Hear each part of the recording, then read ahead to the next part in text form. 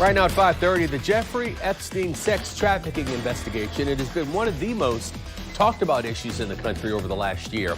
And there's a surprising connection right here at a local airport. This Boeing 727, previously owned by Epstein, sitting, decaying in a scrapyard in Brunswick.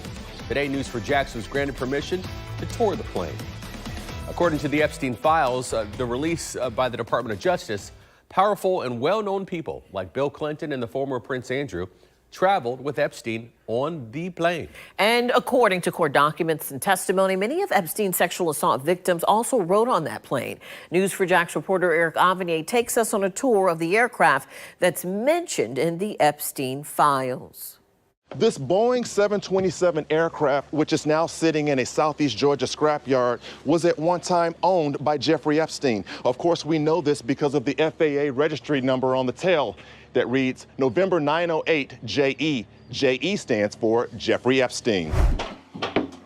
I was given permission to board the plane and see for myself what folks in Epstein's high-profile circle were allowed to experience when flying with Epstein. According to the Epstein report, very powerful, well-known people traveled on this aircraft all over the world.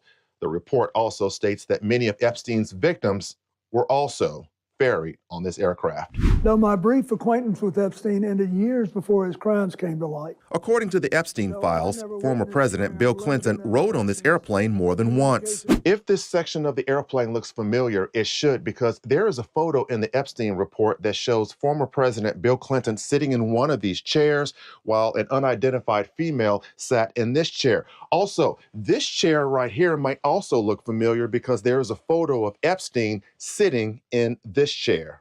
These are the two photos from the Epstein report that were taken inside the plane.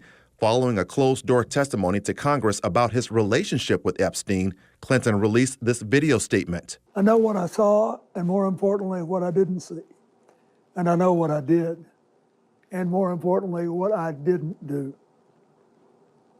I saw nothing and I did nothing wrong.